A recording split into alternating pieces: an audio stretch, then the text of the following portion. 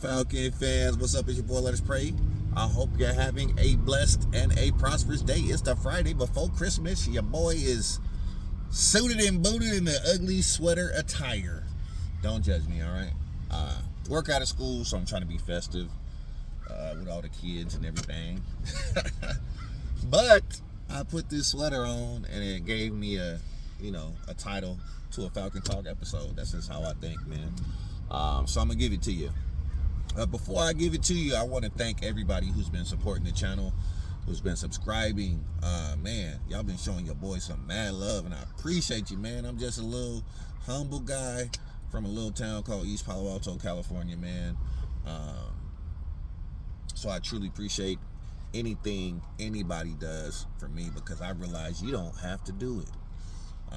You could be anywhere else doing anything else. You could be on somebody else's channel watching their content, but you stop by my channel, and I really appreciate it. So much love to you guys. Happy holidays to everybody who's watching, man, and I hope you and your families are well. And like I said, man, I hope you guys all have a blessed and a prosperous day. I hope when you leave my channel after you view something that you feel a little better than you felt before you came. All right. So my goal is to get to 500 subscribers by January 1st, 2024, 12 a.m. Yes, before the clock strikes at midnight. 2024, I would like to get to 500 subscribers. So if you can help your boy do that, if you know Falcon fans in your family or in your friend group or wherever, man, please share my content with them and say, hey, man, this dude, he's pretty cool. He laid back. Just go hit him with a subscribe. And I got a special giveaway coming when I hit 500 subscribers. So I'm going to do something special for you guys to thank you for your support and for all your love, man, because we are Falcon fans. One of the most loyal fan groups in all of sports. So my channel, this Falcon Talk channel, this podcast, whatever you want to call it, it's here for your emotional support as a Falcon fan, because Lord knows we need it. It's here to be your group therapy. You guys can talk amongst each other. You can talk to me. It's here so you can cry when you need to cry. It's here for us to laugh so we can laugh. It's here for us to smile. It's here for us to be angry, to voice our displeasures. Whatever you want to do, within, without being disrespectful to one another, man, come through and holler at me, man. I'm not gonna get offended if anybody has a difference of opinion. That's what it's all about, man. And agree and disagree sometimes, but in the end, we all here together. Even if you're not a Falcon fan, you're free to comment. You're free to say something. Ain't nothing wrong with a little friendly trash talk. Your boy is not one of those super sensitive guys, so I'm not gonna be offended. That being said, let me get to this so I can get to work. Is Arthur Smith the Grinch that stole the 2023-24 season? All right. Is he the Grinch? Look at this face right here. All I gotta do is put a little mustache on it. Kind of look more like Arthur Smith. I'll just play it. Nah. Arthur Smith, though, bruh. I think this season, he's trying to prove to us that he's an offensive mastermind, okay? He's trying to prove to us that he's a genius. He's trying to prove to us that, he's one of the smartest coaches in the NFL. He goes out and drafts Bijan Robinson in round 1. Unconventional. Don't draft a running back in the top 10, Say he's going to be a weapon all over the field. We want to roll with Desmond Ridder, guy really that has no experience in the league. Wasn't highly touted coming out of college. But there have been players, obviously, that one glaring one right now. Brock Purdy, right? Drafted in the 7th round. Mr. Irrelevant. Everybody passed on him. Even the 49ers passed on him for several rounds. And the boy might fool around and be the MVP of the league this year. Great story, right?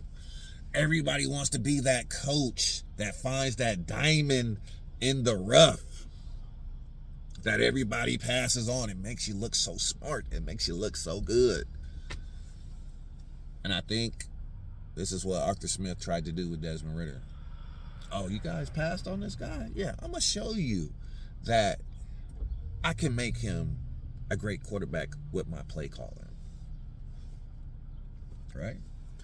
And what has happened? Desmond Ridder has been turning the ball over at a high rate.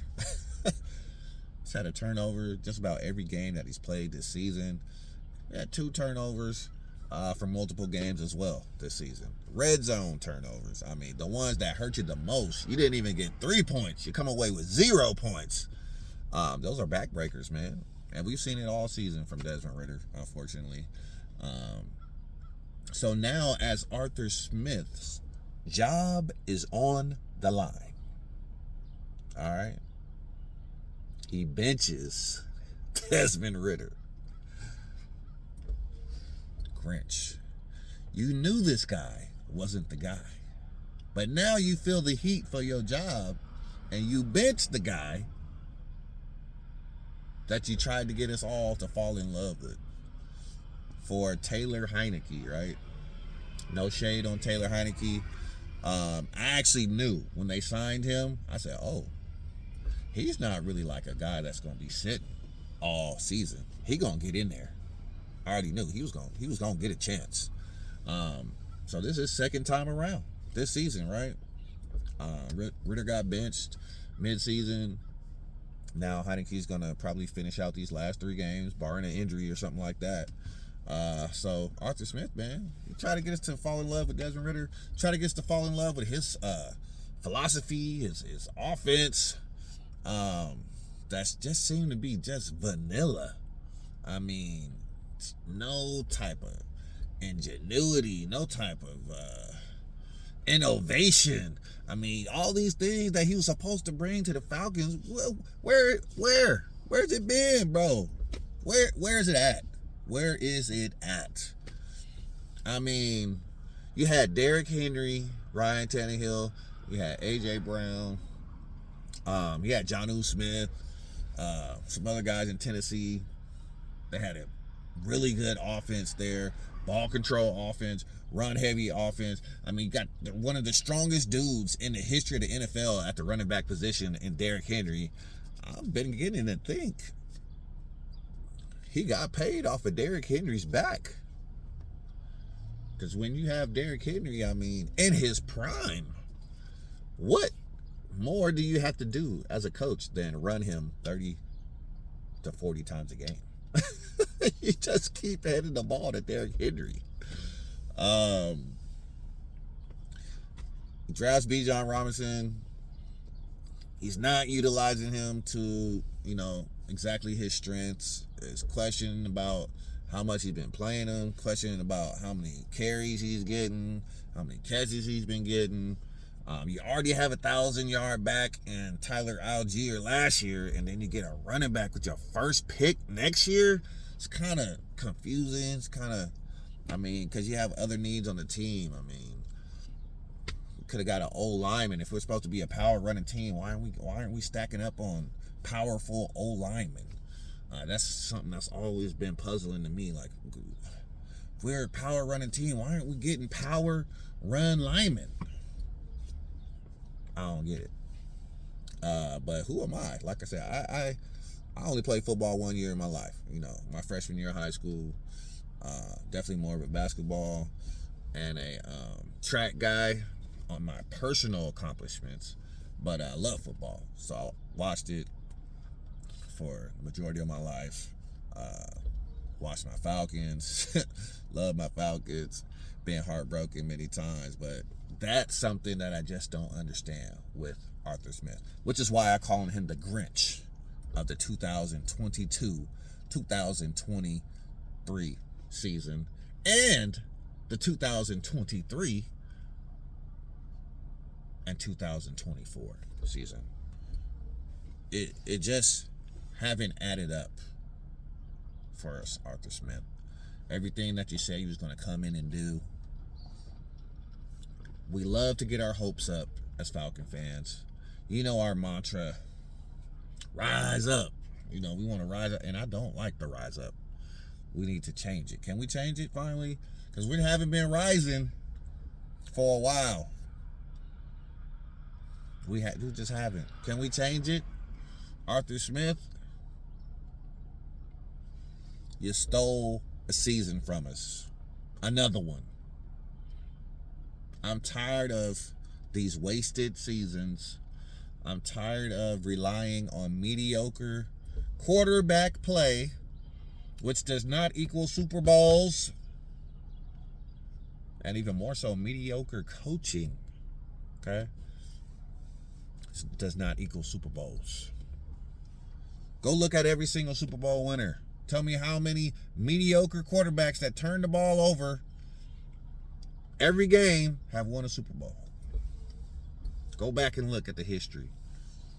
When I mean mediocre quarterbacks, I mean quarterbacks that are not throwing, 2-3 touchdowns a game. Every game. Quarterbacks that aren't making the Pro Bowl.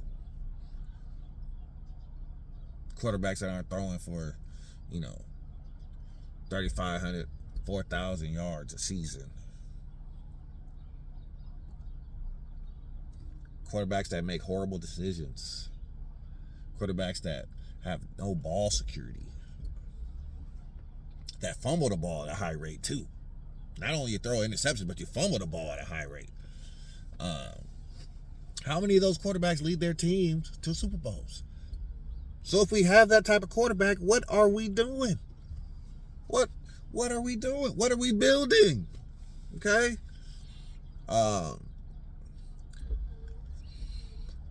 Terance Mathis, former Atlanta Falcon receiver, former Falcon great, made a huge point, and let me get out of here after this. He said, watching the Falcon games every week, as a former Falcon, as a former NFL player, there's one glaring thing that sticks out to him. Okay, you can go watch this podcast that he was on, Terance Mathis. Arthur Smith does not communicate with his players during the game. You don't see him talking to his players. You don't see his players talking to him. You just see him standing there with his play sheet, his hat on, and his headset. Sometimes looking lost, sometimes looking angry. But he's all by himself every time.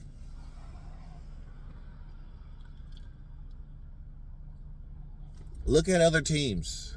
Look at teams that are successful. The coaches or the head coach and the players are interacting throughout the game. They're communicating throughout the game. He's either encouraging them if they're messing up. He's in their face, admonishing them, telling them to step their game up when they make good plays. He's celebrating them. You don't see that from Arthur Smith. Also, another point. Defensively, right? Our defensive coordinator, Nielsen, he's celebrating with the defense. The defense is pumped up. They are excited to get out there and make plays. They are excited, man. They're running all. Our defense has been playing great. Okay, we had a couple hiccup games, but our defense has been playing great for most of the season. All right. There's some games we haven't even given up touchdowns. The game we just lost, we didn't give up a touchdown.